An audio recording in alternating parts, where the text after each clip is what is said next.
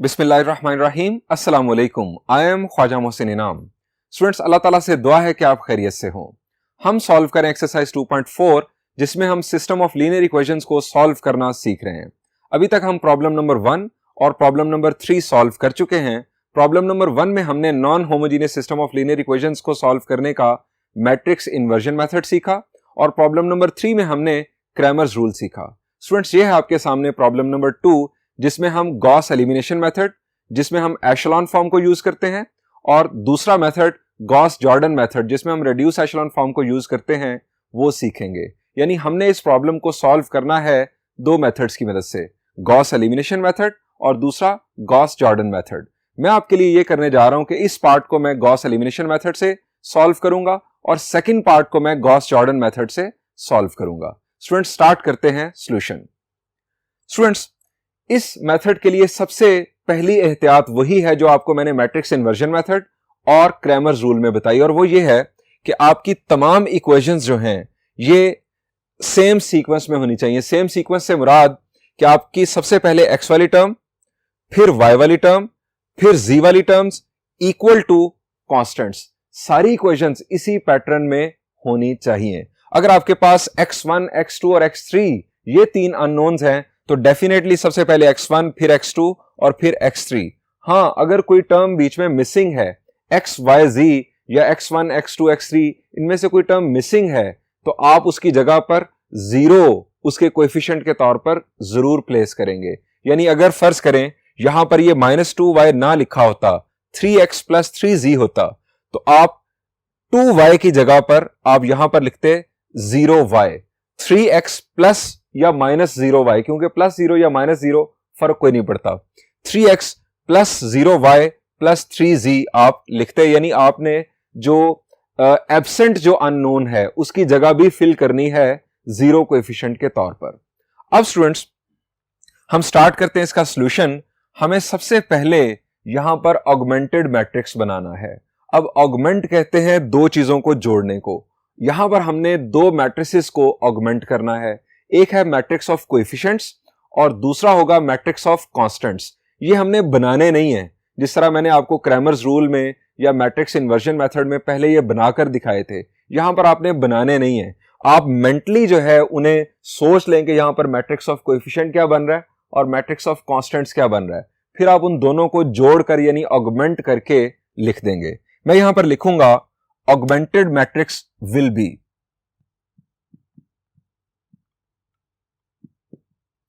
augmented matrix of this system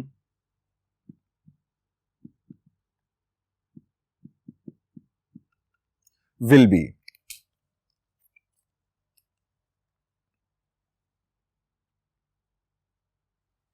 सबसे पहले matrix of coefficients आएगा, x का कोएफिशिएंट 1, y का कोएफिशिएंट -1, z का कोएफिशिएंट 4,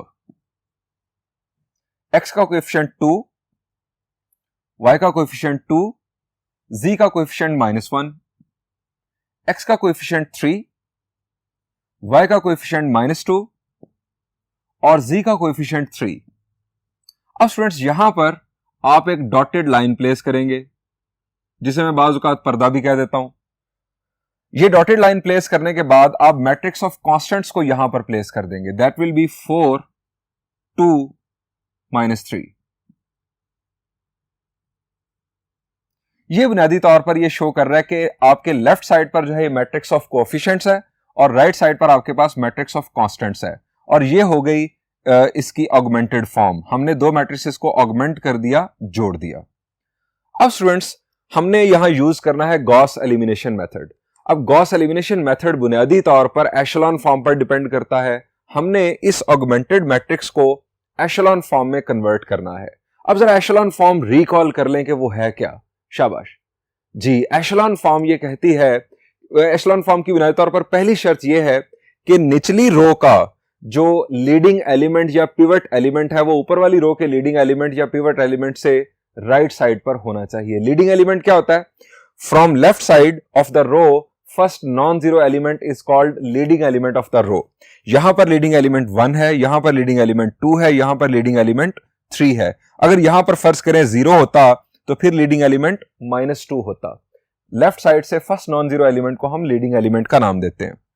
अब स्टूडेंट्स यहां पर जो इसकी पहली शर्त है हम उसकी बात कर रहे थे कि एशेलॉन फॉर्म की पहली शर्त है कि निचली रो का लीडिंग एलिमेंट ऊपर वाली रो के लीडिंग एलिमेंट से दाएं जानिब होना चाहिए। अब यहां पर एग्जैक्टली नीचे आ रहे हैं, इसका मतलब यह हुआ कि रो 2 का लीडिंग एलिमेंट यहां की बजाय आगे शिफ्ट होना चाहिए ताकि एशेलॉन फॉर्म की पहली शर्त पूरी हो सके। इसका मतलब यह है कि यहां पर हमें 0 बनाना है और इसी तरह फिर यहां पर 0 बनाना है ताकि इस रो का लीडिंग एलिमेंट भी आगे शिफ्ट हो सके। अब एशेलॉन फॉर्म या रिड्यूस एशेलॉन फॉर्म बनाने के लिए हमें जो मेन हेल्प मिलती है वो इस एलिमेंट से मिलती है।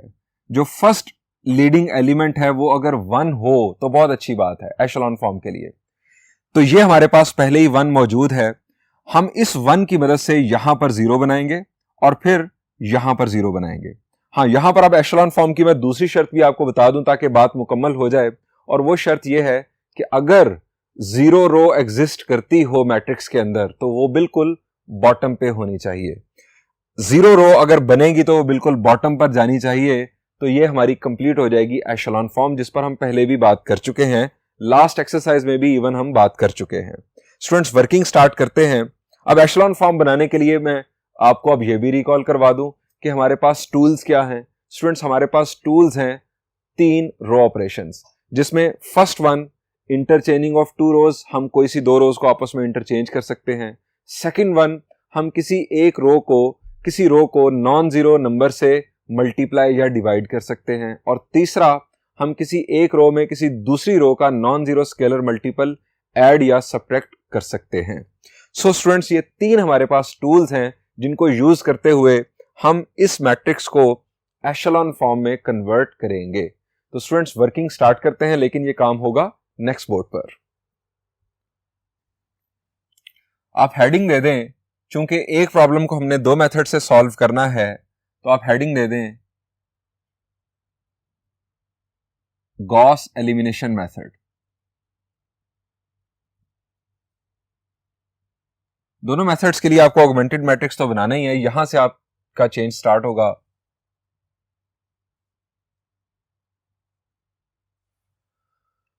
Gauss elimination method.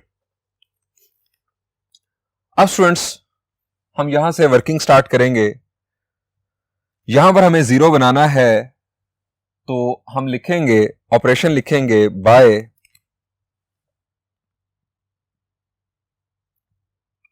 R2 minus 2R1। रो 1 को 2 से मल्टीप्लाई करके R2 में से सब्ट्रैक्ट करेंगे, यहां पर 0 बन जाएगा।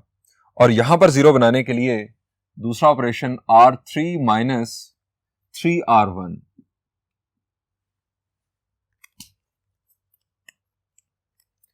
यहां पर लिखेंगे row equivalent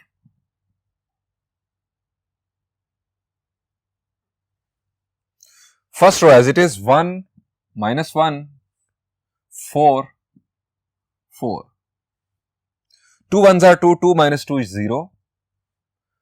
2 into minus 1 is minus 2, 2 minus minus 2, तो माइनस माइनस हो जाएगा प्लस, ये आ जाएगा 4। 2 4s are 8, minus 1 minus 8 is minus 9। 2 4s are 8, 2 minus 8 will be minus 6। अब R3 minus 3R1, 3 1s are 3, 3 minus 3 is 0। 3 into minus 1 is minus 3, और minus 2 में से हमने सब्ट्रैक्ट करना है minus 2 minus minus 3, minus minus plus, 3 minus 2 will be 1। 3 4s are 12, 3 minus 12 is minus 9। 3 4s are 12, minus 3 minus 12 will be minus 15।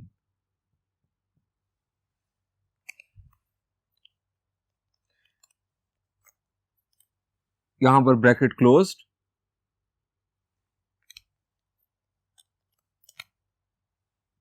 और यहां पर हमने पार्टीशन कर दी। अब स्टूडेंट्स निचली रो का लीडिंग एलिमेंट ऊपर वाली रो के लीडिंग एलिमेंट से यहां पर दाएं जानिब आ चुका है, लेकिन यहां पर भी हमें इसे दाएं जानिब शिफ्ट करने की जरूरत है। अब यहां पर 0 बनाने के लिए हमें इसका इस्तेमाल करना है। अब एक रास्ता तो यह है कि हम रो 2 को 1/4 से मल्टीप्लाई करेंगे तो हमें 1 मिल जाएगा, यहां पर 1 मिल जाएगा, और फिर हम रो 3 में से सब्ट्रैक्ट करेंगे, यानी R3 माइनस 1/4 R2, तो यहां पर हमें 0 मिल जाएगा। लेकिन उसकी वजह से यहां पर हमें फ्रैक्शंस मिल जाएंगी, यहां पर हमें फ्रैक्शंस मिलेंगी। तो फ्रैक्शन से अवॉइड करने के लिए हम यहां पर क्या करते हैं, हम इस रो को इस रो के साथ इंटरचेंज कर लेते हैं, रो 2 को रो 3 के साथ इंटरचेंज कर लेते हैं। ये ऐसी है जैसे आप दो इक्वेशंस की आपस में जगह बदल दें, इससे कोई फर्क नहीं पड़ता। सो मैं इन दोनों की जगह बदल रहा हूं, मैं यहां पर लिखूंगा बाय, ताकि 1 यहां पर आ जाए। 1 जब लीडिंग एलिमेंट होता है तो हमें काम करने में बहुत ज्यादा आसानी होती है। By R1 interchange with R2, sorry R2 interchange with R3। Row 2 और रो 3 को मैं आपस में इंटरचेंज कर रहा हूं।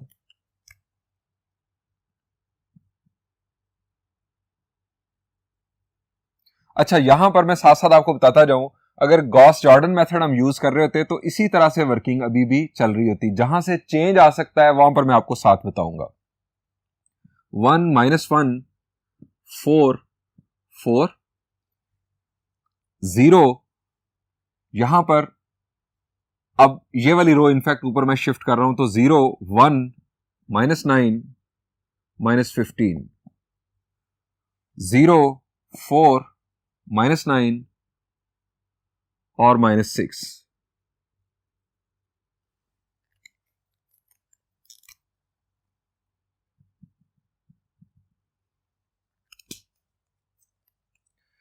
अब स्टूडेंट्स यहां पर हमें 0 बनाना है। अगर हम गॉस जॉर्डन मेथड का इस्तेमाल कर रहे हों, गॉस जॉर्डन मेथड की मदद से इसे सॉल्व कर रहे हों, तो स्टूडेंट्स वहां पर हमें रिड्यूस एशेलॉन फॉर्म बनानी है। हम इस 1 की मदद से यहां पर भी 0 बनाएंगे, यहां पर भी 0 बनाएंगे, लेकिन गॉस एलिमिनेशन मेथड के अंदर हम सिर्फ लीडिंग एलिमेंट से नीचे 0 बनाएंगे। सो यहां पर मैं 0 बनाने के लिए ऑपरेशन लिखता हूं, R3 माइनस, इसको 4 से मल्टीप्लाई करके इसमें से सब्ट्रैक्ट करेंगे 4R2। ये मैंने ऑपरेशन लिखा। अब वर्किंग करते हैं नेक्स्ट बोर्ड पर।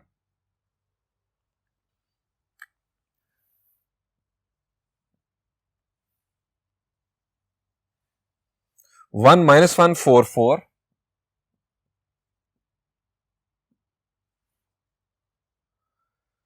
0 1 -9 -15,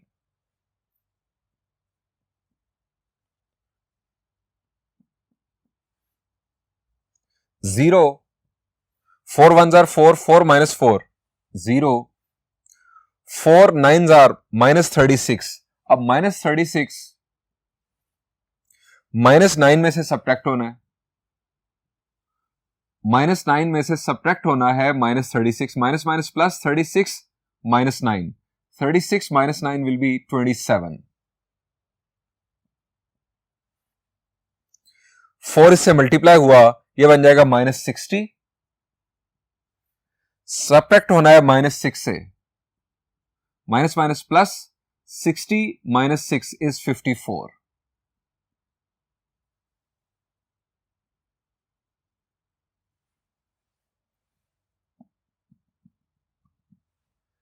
स्टूडेंट्स ये हमारे सामने ऑगमेंटेड मैट्रिक्स एशेलॉन फॉर्म में कन्वर्ट हो चुका। दो शराइत यहां पर पूरी हो रही हैं। पहली शर्त क्या है कि लीडिंग एलिमेंट, निचली रो का लीडिंग एलिमेंट ऊपर वाली रो के लीडिंग एलिमेंट से दाएं जानिब हो। निचली रो का लीडिंग एलिमेंट ऊपर वाली रो के लीडिंग एलिमेंट से दाएं जानिब है, और यहां पर भी ये बात दुरुस्त है, निचली रो का लीडिंग एलिमेंट ऊपर वाली रो के लीडिंग एलिमेंट से दाएं जानिब है। अगर लीडिंग एलिमेंट हर रो में मौजूद हो तो यह शर्त उसे पूरी करनी चाहिए। अगर 0 रो एग्जिस्ट करती हो मैट्रिक्स के अंदर तो वो बिल्कुल बॉटम पे होनी चाहिए। तो स्टूडेंट्स 0 रो यहां पर है ही नहीं, सो इस शर्त की जरूरत ही नहीं है यहां पर। स्टूडेंट्स ये इस वक्त एशेलॉन फॉर्म में आ चुका। अब स्टूडेंट्स हम जरा वो कंसिस्टेंट सिस्टम और इनकंसिस्टेंट सिस्टम वाली जो शराइत डिस्कस की वो भी यहां पर उनकी भी बात करते हैं। स्टूडेंट्स मेरा सवाल आपसे यह है कि इस वक्त जो मैट्रिक्स ऑफ कोएफिशिएंट्स है इसका रैंक क्या है? शाबाश जी, इसका रैंक है 3। और ऑगमेंटेड मैट्रिक्स का रैंक क्या है? द आंसर इज उसका रैंक भी 3 है। रैंक क्या है? Number of non zero rows in a matrix when it is in echelon form. Echelon form में जब मैट्रिक्स हो तो number of non zero rows जो है उससे उस मैट्रिक्स का रैंक बनता है। ये हमारा मैट्रिक्स ऑफ कोएफिशिएंट्स है, इसके अंदर 1 2 3 नॉन जीरो रोज हैं, सो इसका रैंक 3 और ऑगमेंटेड मैट्रिक्स का रैंक भी 3। स्टूडेंट्स, अगर मैट्रिक्स ऑफ कोएफिशिएंट्स और ऑगमेंटेड मैट्रिक्स इन दोनों का रैंक बराबर हो तो हमारा सिस्टम कंसिस्टेंट सिस्टम होता है। अगर ये दोनों रैंक्स बराबर ना हो तो सिस्टम इनकंसिस्टेंट होता है, यानी उसका कोई सॉल्यूशन एग्जिस्ट नहीं करता। अब यहां पर मैट्रिक्स ऑफ कोएफिशिएंट्स और ऑगमेंटेड मैट्रिक्स दोनों का रैंक 3 है, इसका मतलब है सिस्टम कंसिस्टेंट है। अब अगली बात, सिस्टम तो कंसिस्टेंट है, इसका क्या यूनिक सॉल्यूशन होगा या इनफाइनाइट नंबर ऑफ सॉल्यूशंस होंगे? तो स्टूडेंट्स, इसके लिए हमें नंबर ऑफ अननोन्स देखने हैं। नंबर ऑफ अननोन्स भी यहां पर 3 हैं, यानी rank of matrix of coefficients भी 3, रैंक्स ऑफ ऑगमेंटेड मैट्रिक्स भी 3 और नंबर ऑफ अननोन्स भी 3। ये तीनों चीजें जब बराबर हो तो यूनिक सॉल्यूशन सिस्टम का एग्जिस्ट करता है, यानी सिर्फ और सिर्फ एक सॉल्यूशन होगा। अगर दोनों रैंक्स बराबर हों लेकिन less than number of unknowns हो तो उस सूरत में इनफाइनाइट नंबर ऑफ सॉल्यूशंस बनते हैं। और ये कब पॉसिबल है? फर्ज करें कि ये सारी रो 0 हो जाती, तो फिर दोनों रैंक्स तो बराबर होते लेकिन less than number of unknowns होते, यानी रैंक बन जाता 2 और वेरिएबल्स की तादाद यहां पर है, अननोन्स की तादाद है यहां पर 3, rank less than number of unknown, तो उस सूरत में हमारे पास इनफाइनाइट नंबर ऑफ सॉल्यूशंस होते। अब यहां पर ये कंसिस्टेंट सिस्टम नजर आ रहा है और नंबर ऑफ अननोन्स के बराबर है रैंक जो है, तो यहां पर यूनिक सॉल्यूशन होगा। अब वो यूनिक सॉल्यूशन हम मालूम कैसे करेंगे? स्टूडेंट्स, अब ये हमारा जो कॉलम था ये x के कोएफिशिएंट्स को रिप्रेजेंट कर रहा है, ये y के कोएफिशिएंट्स को रिप्रेजेंट कर रहा है, ये z के कोएफिशिएंट्स को रिप्रेजेंट कर रहा है और ये कांस्टेंट्स को रिप्रेजेंट कर रहा है। हम यहां पर लिखेंगे by backward substitution.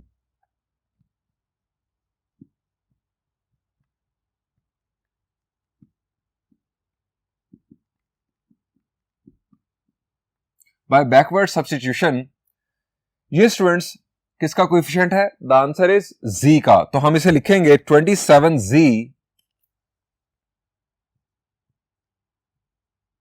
Is equal to 54।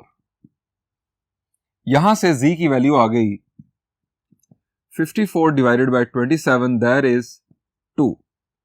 अब स्टूडेंट्स इसको लिखते हैं, ये स्टूडेंट्स लिखा जाएगा 1y यानी y minus 9z is equal to minus 15। अब ये z की वैल्यू यहां पर पुट करेंगे,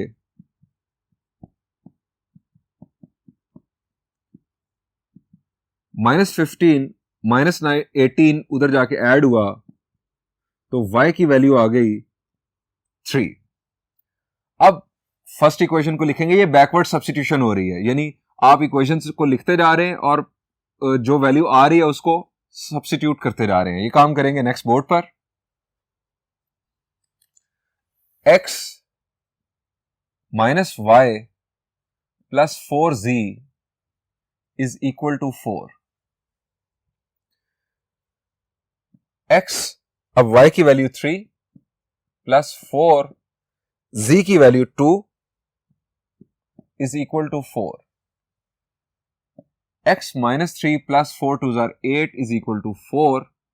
8 माइनस 3 इज 5, 5 उधर जाके सब्ट्रैक्ट होगा, 4 माइनस 5, x की वैल्यू आ गई माइनस 1। ये स्टूडेंट्स हमारे पास x की वैल्यू, ये हमारे पास z की वैल्यू और ये हमारे पास y की वैल्यू। सो हम लिखेंगे hence x is equal to minus 1, y is equal to 3 and z is equal to 2। ये स्टूडेंट्स हमारे पास given non homogeneous system of linear equations का सॉल्यूशन आ चुका। आप x, y और z की ये वैल्यू किसी भी इक्वेशन में पुट करेंगे तो वो इक्वेशन सेटिस्फाई होगी, यानी उसकी लेफ्ट साइड और राइट साइड डेफिनेटली इक्वल आएगी। स्टूडेंट्स, इस प्रॉब्लम को हमने सॉल्व किया गॉस एलिमिनेशन मेथड से। अगर हम इसे गॉस जॉर्डन मेथड से सॉल्व करते तो क्या चेंज आता, मैं आपको पिछले बोर्ड पर जाके बताता हूं। स्टूडेंट्स, गॉस एलिमिनेशन मेथड के अंदर हम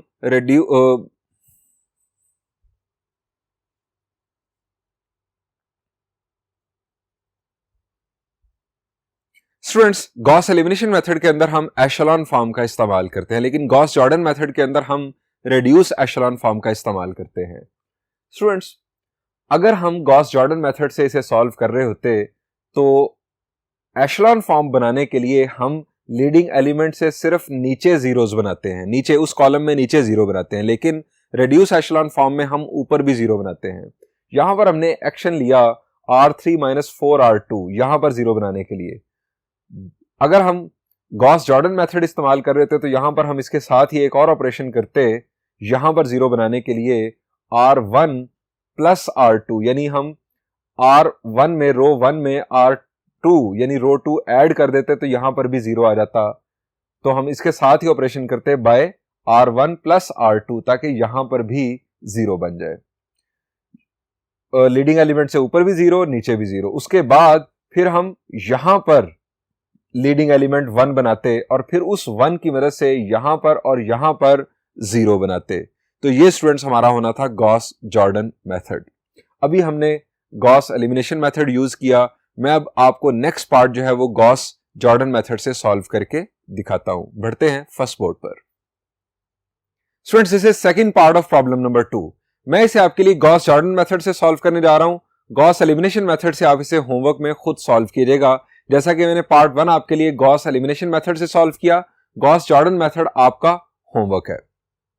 यहां पर स्टूडेंट्स सबसे पहली चीज वही कि आप सीक्वेंस देख लें। पहले x वाली टर्म, फिर y वाली टर्म, फिर z वाली टर्म इक्वल टू कांस्टेंट्स। ये सीक्वेंस दुरुस्त होना चाहिए।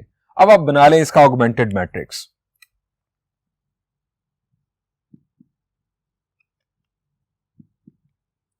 Augmented matrix of given system will be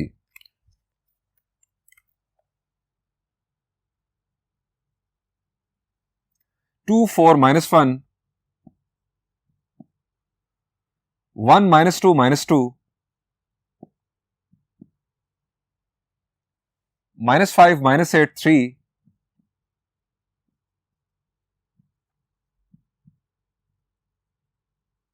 और यहां पर 0 2 - 2। ये स्टूडेंट्स हमारे पास बन गया ऑगमेंटेड मैट्रिक्स। अब स्टूडेंट्स हमने इसे गॉस जॉर्डन मेथड से सॉल्व करना है, जिसके अंदर रिड्यूस एशेलॉन फॉर्म यूज की जाती है। रिड्यूस एशेलॉन फॉर्म कैसी फॉर्म होती है स्टूडेंट्स? एक ऐसा मैट्रिक्स की एक ऐसी फॉर्म जो 4 शराइत पूरी कर रही हो, उसे रिड्यूस एशेलॉन फॉर्म कहा जाता है। अब वो 4 शराइत क्या है स्टूडेंट्स? अगर रो के अंदर लीडिंग एलिमेंट हो तो उसे 1 होना चाहिए। हर रो का लीडिंग एलिमेंट 1 होना चाहिए अगर लीडिंग एलिमेंट हो। यानी अगर एक पूरी रो 0 है तो उसको तो छोड़ दें, लेकिन अगर पूरी रो 0 नहीं है तो लीडिंग एलिमेंट 1 होना चाहिए। हर रो का लीडिंग एलिमेंट 1 होना चाहिए अनटिल अनलेस के वो रो पूरी की पूरी 0 हो। दूसरी शर्त, नीचे वाली रो का लीडिंग एलिमेंट ऊपर वाली रो के लीडिंग एलिमेंट से दाएं जानिब होना चाहिए। नंबर 3, लीडिंग एलिमेंट से ऊपर भी और नीचे भी जीरोस होने चाहिए। यानी जब आपने लीडिंग एलिमेंट 1 बना लिया एक रो का, तो उस कॉलम के अंदर 1 से ऊपर और नीचे सारे एलिमेंट्स 0 होने चाहिए। और आखिरी बात, अगर 0 रो एग्जिस्ट करती हो तो वो बॉटम ऑफ द मैट्रिक्स होनी चाहिए। ये स्टूडेंट्स हैं 4 शराइत। अब स्टूडेंट्स पहली शर्त, पहली रो का लीडिंग एलिमेंट हमें 1 बनाना है।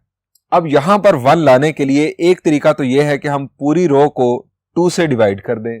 दूसरा तरीकेकार यह हो सकता है कि हम रो 2 को रो 1 के साथ इंटरचेंज कर लें। यानी आपके टूल्स वही हैं, रो ऑपरेशंस, 3 रो ऑपरेशंस। आप इंटरचेंज ऑफ 2 रोज कर सकते हैं। आप किसी रो को नॉन जीरो नंबर से मल्टीप्लाई या डिवाइड कर सकते हैं। आप किसी एक रो का नॉन जीरो स्केलर मल्टीपल किसी दूसरी रो में ऐड या सब्ट्रैक्ट कर सकते हैं। सो मुझे यहां पर 1 बनाना है, तो उसके लिए मैं रो 1 और रो 2 को इंटरचेंज कर सकता हूं। मैं यहां पर लिखूंगा ऑपरेशन लिख रहा हूं bye R1 interchange with R2। करते हैं नेक्स्ट बोर्ड पर। रो equivalent 1 minus 2 minus 2 2 2 4 minus 1 0 minus 5 minus 8 3 minus 2।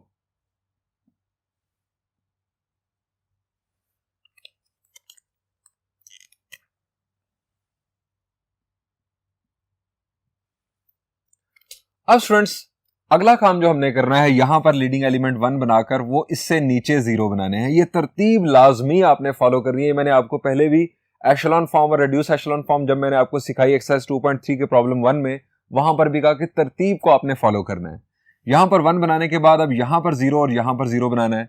यहां पर 0 बनाने के लिए क्या करें? शाबाश जी, R1 को 2 से मल्टीप्लाई करके R2 में से सब्ट्रैक्ट कर दें। और यहां पर 0 बनाने के लिए जी R1 को 5 से मल्टीप्लाई करके इसमें ऐड कर दें। सो हमारे दो operations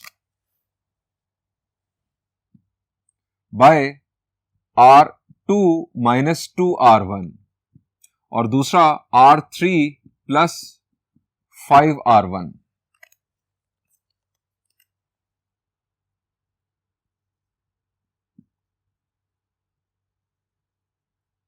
one minus two 2 2 1s are 2 2 minus 2 0 2 2s are 4 minus 4 in fact आएगा 4 minus minus 4 ये आ जाएगा 8 2 2s are 4 minus 4 minus 1 में से स्टूडेंट्स हमने सब्ट्रैक्ट करना है minus minus plus 4 minus 1 3 2 2s are 4 0 minus 4 is minus 4 5 1s are 5 minus 5 plus 5 is 0 चूंकि R3 plus 5R1 है। 5 2s are 10 it is minus 10 5 2s are 10 minus 10 आ गया। अब 3 में इसे ऐड करना है प्लस माइनस माइनस तो 3 minus 10 is minus 7। सॉरी हम यहां पर काम कर रहे थे 5 2s are minus 10 और माइनस 8 में से इसे सब्ट्रैक्ट ऐड करना है। माइनस 8 में इसे ऐड करना है minus 8 plus plus minus minus हो जाएगा तो students minus 8 minus 10 will be minus 18। अब 5 2s are minus 10 3 में इसे ऐड करना है plus minus minus 3 minus 10 is minus 7 5 2s are 10 minus 2 plus 10 is 8।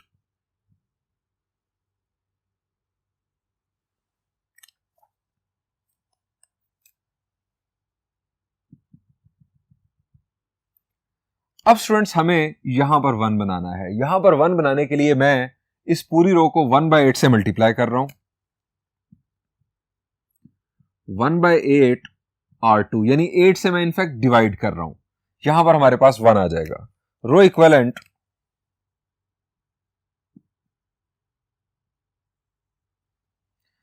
1 minus 2 minus 2 2 0 divided by 8 is 0 8 divided by 8 is 1 यहां पर आ जाएगा 3/8 और यहां पर -4/8 ये बन जाएगा -1/2 यहां पर 0 यहां पर -18 यहां पर -7 और यहां पर 8।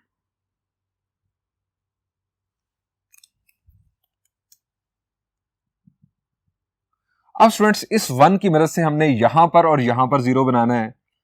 इसको 2 से मल्टीप्लाई करके रो 2 को 2 से मल्टीप्लाई करके अगर हम रो 1 में ऐड कर दें तो यहां पर 0 बन जाएगा और रो 2 को 18 से मल्टीप्लाई करके रो 3 में ऐड कर दें तो यहां पर 0 बन जाएगा। ये दो ऑपरेशंस हम लिखते हैं बाय R1 प्लस 2R2 और R3 प्लस 18R2। ये दो ऑपरेशंस परफॉर्म करते हैं नेक्स्ट बोर्ड पर। रो इक्विवेलेंट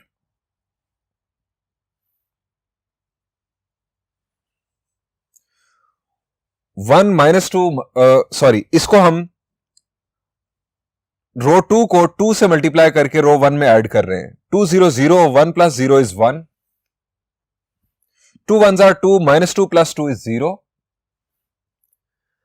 अब इसको 2 से मल्टीप्लाई किया तो स्टूडेंट्स 2 से जब मल्टीप्लाई करेंगे तो 3/8 multiplied with 2, 3/8 multiplied with 2, 2 4s are 8, यह आ जाएगा 3/4।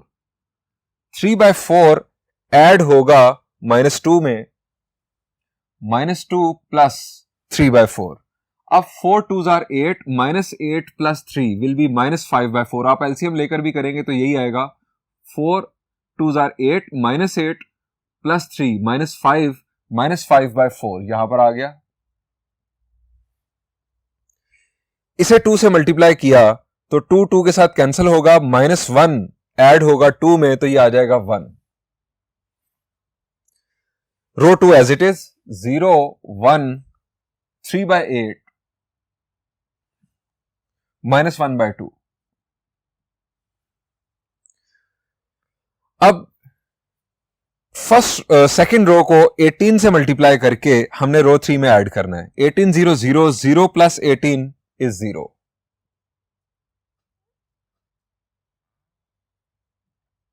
इसको थोड़ा सा नीचे लिख रहा हूं ताकि स्पेस बन जाए। 18 1s are 18, minus 18 plus 18 is 0। 18 से मल्टीप्लाई किया, 3/8 को 18 से मल्टीप्लाई किया तो स्टूडेंट्स ये आ जाएगा 54/8, 18 3s are 54। अब इसे सिंप्लीफाई कर लें, 2 4s are 8, 2 27s are 54, 27/4 add होना है माइनस 7 में, 4 7s are 28, minus 28 plus 27 will be minus 1, minus 1/4। अब 18 यहां पर मल्टीप्लाई हुआ, माइनस 1/2 के साथ 18 मल्टीप्लाई होगा तो स्टूडेंट्स हमारे पास आ जाएगा minus 9, minus 9 plus 8 will be minus 1। ये ब्रैकेट क्लोज्ड, यहां पर पार्टीशन आ गई हमारी। अब स्टूडेंट्स हमें यहां पर 1 चाहिए, फिर उस 1 की मदद से हम यहां पर और यहां पर 0 बनाएंगे। यहां पर 1 बनाने के लिए क्या करें? द आंसर इस पूरी रो को -4 से मल्टीप्लाई कर दें बाय -4r3। -4 से मल्टीप्लाई करेंगे, यहां पर 1 बन जाएगा। यहां पर मैं आपको दूसरी बात भी बता दूं कि अगर हम गॉस एलिमिनेशन मेथड यानी एशेलॉन फॉर्म यूज कर रहे होते तो हम क्या करते? स्टूडेंट्स, यहां पर 1 बनाने के बाद यहां पर तो मुझे 0 0 करना था, फिर उसके बाद यहां पर 1 बनाने के बाद हमने सिर्फ नीचे 0 बनाना था, ऊपर 0 नहीं बनाना था। यानी ये जो ऑपरेशन मैंने किया है ना, ये ऑपरेशन नहीं होना था। यानी शुरू से आपका सोल्यूशन सही चल रहा है गॉस एलिमिनेशन मेथड के मुताबिक, आपने ये वाला ऑपरेशन नहीं करना था, आपने सिर्फ 1 से नीचे 0 बनाना था। उसके बाद जब आपने यहां पर 0 बना लेना था तो आपकी एशेलॉन फॉर्म ऑटोमेटिकली बन जानी थी और फिर बैकवर्ड सब्स्टिट्यूशन से आपने x, y और z की वैल्यूज ले लेनी थी। अब यहां पर हमें अगेन इधर भी 1 बनाकर फिर इसके ऊपर भी जीरोस बनाने पड़ रहे हैं, यानी ये थोड़ा सा लेंथी प्रोसेस है। अब स्टूडेंट्स, यहां पर 1 हम बनाने जा रहे हैं, बाकी एज इट इज आप लिख दें 1 0 -5/4 1 0 1 3/8 -1/2 0 0 -4 से मल्टीप्लाई किया तो ये आ गया 1 और इसे -4 से मल्टीप्लाई किया तो माइनस माइनस प्लस ये आ गया 4।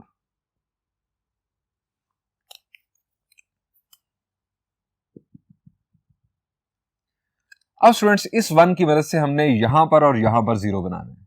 अब यहां पर 0 बनाने के लिए सिंपली हम क्या करेंगे, 1 को 5/4 से मल्टीप्लाई करके इसमें ऐड कर देंगे, यानी रो 3 को 5/4 से मल्टीप्लाई करके रो 1 में ऐड करेंगे बाय r1 प्लस 5/4 r3 और r2 में से हम सब्ट्रैक्ट करेंगे क्योंकि सेम साइन है, r2 माइनस 3/8 r3।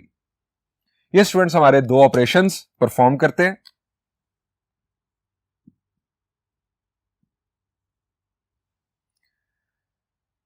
रो 1 में चेंज आ रहा है 5/4 r3 से, 0 के साथ मल्टीप्लाई होगा 5/4 0 ही रहेगा तो ये एज इट इज 1, 0 के साथ मल्टीप्लाई हुआ तो ये एज इट इज 0। 5/4 इसके साथ मल्टीप्लाई हुआ, 5/4 माइनस 5/4 प्लस 5/4 इज 0। 5/4 मल्टीप्लाई हुआ 4 के साथ, तो 4 के साथ कैंसिल होगा, 5 ऐड हो जाएगा 1 में, तो यहां आ जाएगा 6। अब 3/8 से मल्टीप्लाई करके इसमें से सब्ट्रैक्ट करना है, रो 2 में से सब्ट्रैक्ट करना है। ये 0 है तो ये 0 ही आ जाएगा।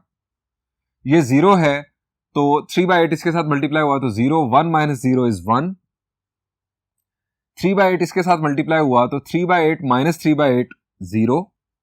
3/8 स्टूडेंट्स 4 के साथ मल्टीप्लाई हुआ, 3/8 मल्टीप्लाइड विद 4, 4 2 आर 8, ये आ गया 3/2। अब -1/2 में से सब्ट्रैक्ट होना है, -1/2 माइनस 3/2, डिनोमिनेटर सेम है तो -1 माइनस 3 विल बी -4, -4/2, तो ये आ गया -2। ये as it is 0 0 1 4।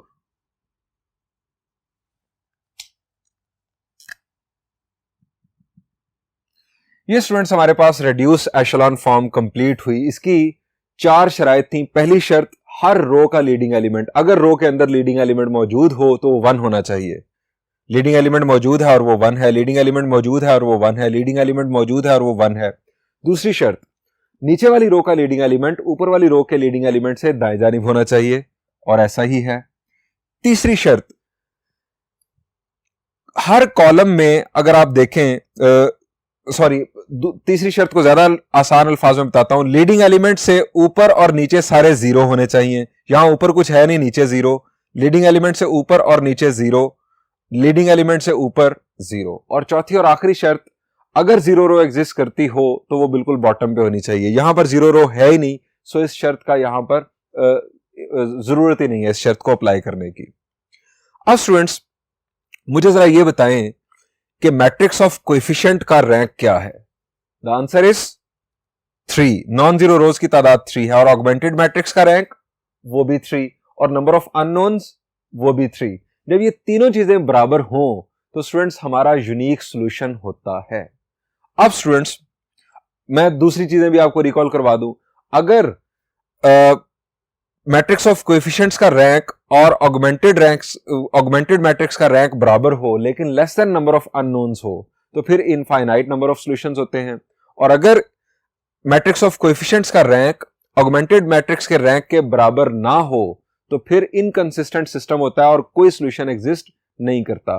Consistent system ऐसा सिस्टम जिसमें सॉल्यूशन मौजूद हो, यूनिक या इनफाइनाइट नंबर ऑफ सॉल्यूशंस। और इनकंसिस्टेंट सिस्टम एक ऐसा सिस्टम जिसमें सॉल्यूशन एग्जिस्ट ही ना करता हो। ये स्टूडेंट्स हमारे पास कंसिस्टेंट सिस्टम है। रैंक हमारे पास मैट्रिक्स ऑफ कोएफिशिएंट्स का बराबर है rank of the augmented matrix के, और ये बराबर है नंबर ऑफ अननोन्स के। ये कंसिस्टेंट सिस्टम है और यहां पर यूनिक सॉल्यूशन एग्जिस्ट करता है। अब हम बैकवर्ड सब्स्टिट्यूशन से वैल्यूज मालूम करते हैं एक्स, वाई और जी की। बढ़ते हैं नेक्स्ट बोर्ड पर।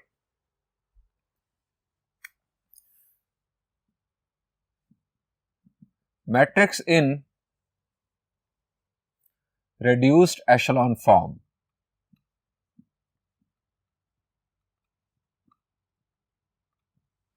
स्टूडेंट्स एक बात जो हमने मिस की, जब हमने ऑगमेंटेड मैट्रिक्स बना लिया था तो वहां आपने हेडिंग देनी है गॉस जॉर्डन मेथड, कि हम इसे गॉस जॉर्डन मेथड से सॉल्व करने जा रहे हैं। अगर आप गॉस एलिमिनेशन मेथड यूज कर रहे हो तो आप उसकी हेडिंग देंगे मैट्रिक्स इन reduced echelon form।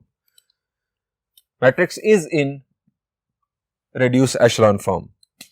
अब स्टूडेंट्स हम लिखेंगे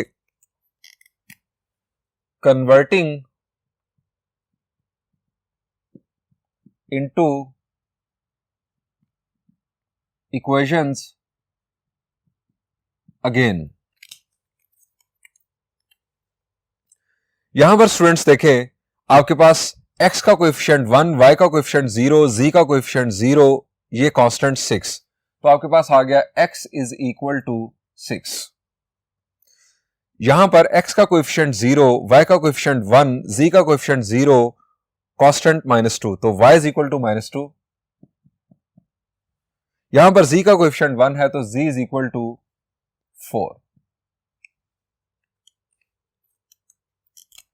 So the solutions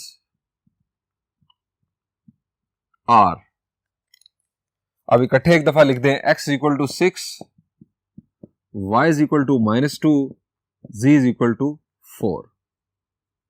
ये स्टूडेंट्स x, y और z की वैल्यूज जब आप गिवन सिस्टम की किसी भी इक्वेशन में पुट करेंगे तो उसकी लेफ्ट साइड और राइट साइड डेफिनेटली इक्वल होगी। स्टूडेंट्स इसी प्रॉब्लम को गॉस एलिमिनेशन मेथड से आप होमवर्क में खुद सॉल्व कीजिएगा। इसके अलावा अपनी प्रैक्टिस के लिए आप प्रॉब्लम नंबर 1 और प्रॉब्लम नंबर 3 को भी इन दोनों मेथड्स की मदद से सॉल्व कीजिएगा ताकि आपकी दोनों मेथड्स पर कमांड हासिल हो। इसके अलावा जो एग्जाम्पल है एक्सरसाइज से पहले उसे भी इन दोनों मेथड्स की मदद से सॉल्व कीजिएगा। यहां पर इस लेक्चर को एंड करता हूं। Thank you and Allah Hafiz.